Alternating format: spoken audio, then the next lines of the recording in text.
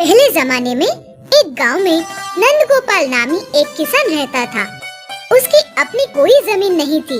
Call पर लेकर जिरात कर लेता था। उसकी बीवी बच्चे भी है। पति पत्नी मिलकर जिरात का काम कर लेते थे।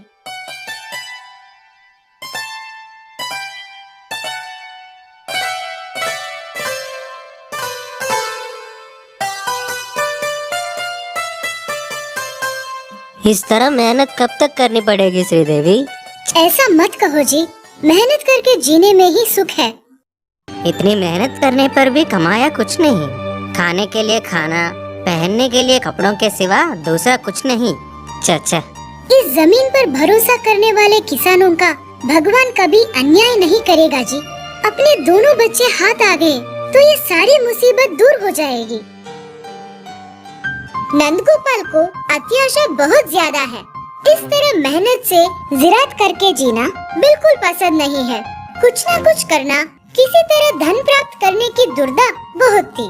लेकिन उसकी पत्नी श्रीदेवी उसकी बिल्कुल विरुद्ध है। जो है उसी में खुशी से गुजर लेना चाहिए समझा करती। दोनों बच्चों में पहला गुनकर है। वो एक मुर्गी को बहुत प्यार से पाल रहा है। वो सफेद और काले रंग की है। वो मुर्गी गुनकर को देखते ही बस उसके गोद में आकर बैठ जाती। कई जमाना गुजर गया, तब भी घर में ही नहीं गांव में भी कई मुर्गियां मर गई, पर ये मुर्गी बिल्कुल नहीं मरी।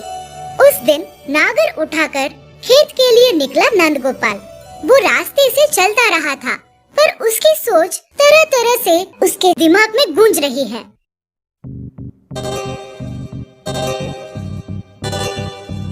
हर रोज यही कष्ट, कोई मुझ पर रहम करने वाला नहीं। पता नहीं और कितने दिन ये कष्ट। इस तरह बिना मर्जी के काम करते हुए नागर लगाकर जमीन नागर रहा है।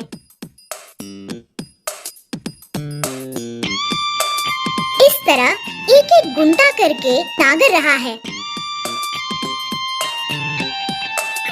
आखिर में एक गुंटे में प्रवेश किया।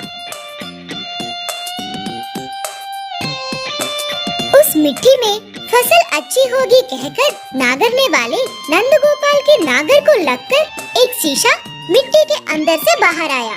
नंदगोपाल तभी नागर को बाजू में रखकर उस शीशे को हाथ में लेकर गौर से देख रहा है। उसके अंदर एक छोटा सा रूप नजर आ रहा उसको। वो जरूर किसी राक्षसी का है समझने के बाद उस शीशे को खेत में गाड़ देना चाहा। बाप रे, ये राक्षस है।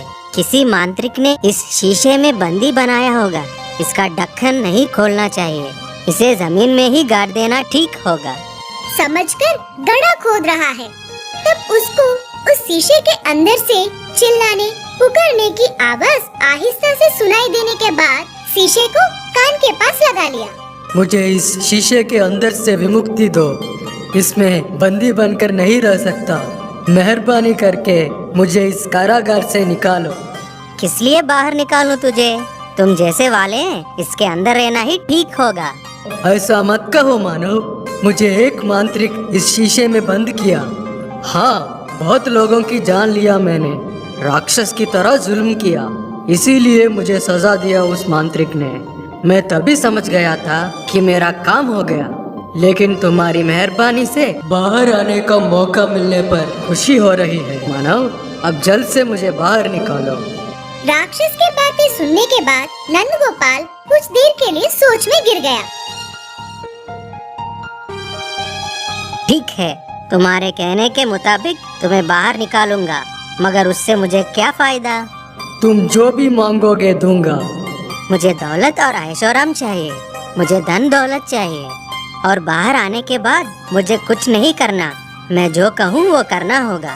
मुझसे इस बात का वादा करो तो ही तुम्हें बाहर निकालूंगा। ठीक है मानव, लो सत्य प्रमाण से कहता हूँ, तुम जैसा कहोगे वैसा ही करूँगा। कहने पर नंदगोपाल बेहद खुश होकर उस शीशे का ढक्कन निकाला।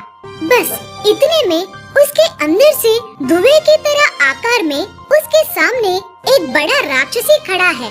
बहुत ही भयानक है उसका स्वरूप। उसे देखने के बाद नंदगोपाल डर गया, फिर भी हिम्मत से खड़ा है उसके सामने। कुछ ही देर में वो छोटा सा हो गया। मुझे आजाद करने पर बहुत खुशी हो रही है। मैंने तुमको जो जबान दिया उस प्रकार तुम्हें एक सोने का गोला दे रहा हूँ। कहकर एक सोने का गोला नंद गोपाल को दिया उस राक्षस ने। उस गोले को हाथ में लेकर बहुत गौर से देखा नंद गोपाल। इसकी महिमाओं के बारे में बताओ ना राक्षसी। वही बता रहा हूँ, सुनो। तुम पर विश्वास करके इस महिमाओं से भरा एक सोने का गोला तुम्हें दे रहा हूँ। इसे सामने रखकर आंखें मूंदकर जो कुछ मांगोगे क्षणों में हो जाएगा। अच्छे काम भी करेगा, बुरे काम भी करेगा ये गोला। अच्छा, तो ये बात है। कहता हुआ उसे महाप्रसाद मानकर आंखों से लगा लिया। लेकिन एक शर्त है, इससे सिर्फ 1 महीने के लिए ही तुम्हें दूंगा। उसके बाद तुम मुझे मेरा गोला वापस कर देना। ये गोला मुझे मेरी जान से ज्यादा प्यारा है, मालूम। इसे तुम अगर कहीं खो दिया परवाह नहीं, पर इसका नाश नहीं होना चाहिए। अगर हो गया तो समझो मेरा अंत और तुम्हारा दरिद्र होना ही है। इसलिए इसे बहुत हिफाजत से रख लेना, मानो। अच्छा कहकर उस गोले को ले लिया नंद गोपाल।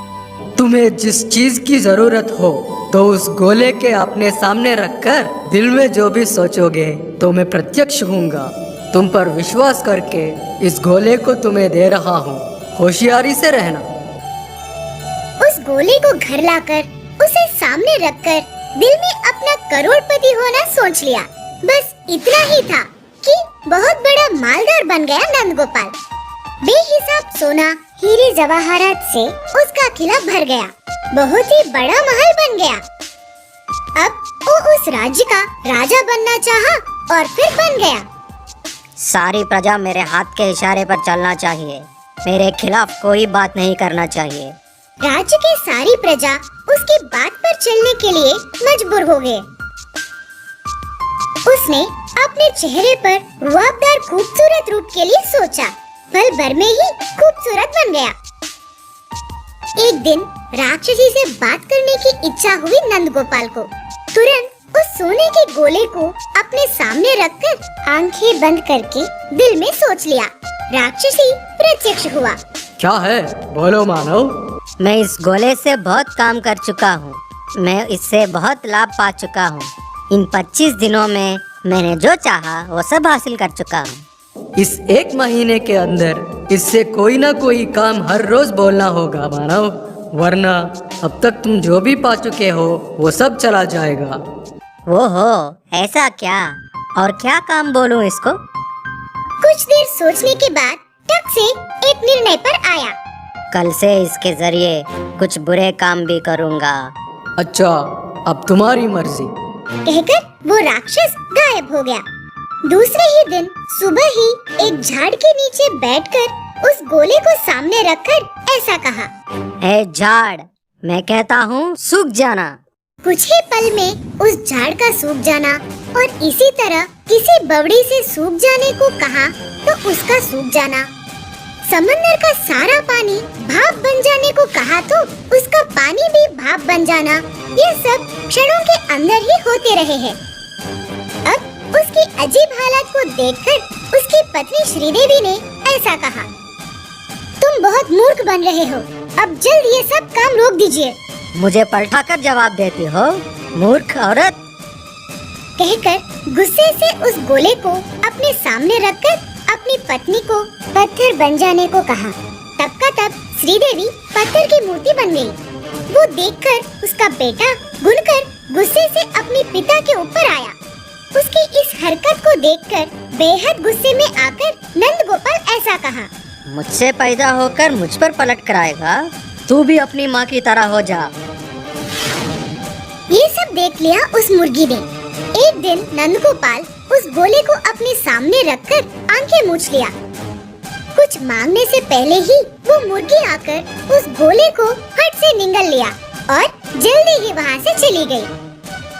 आंखें खोलकर देखने पर नंद गोपाल को गोला नजर न आने पर बहुत परेशान होकर आसपास सब तरफ ढूंढा, पर कहीं भी उसका पता नहीं चला। उस राक्षसी के कहने के मुताबिक धन और आयशो आराम सब बेनिशा हो गए। पत्थर बने श्रीदेवी और गुणकर इंसान बन गए। मुर्गी के पेट में वो सोने का गोला हजम भी हो गया। वो राक्षसी भी कहीं मर चुका। नंद गोपाल बदतरीन हालात में आ गया।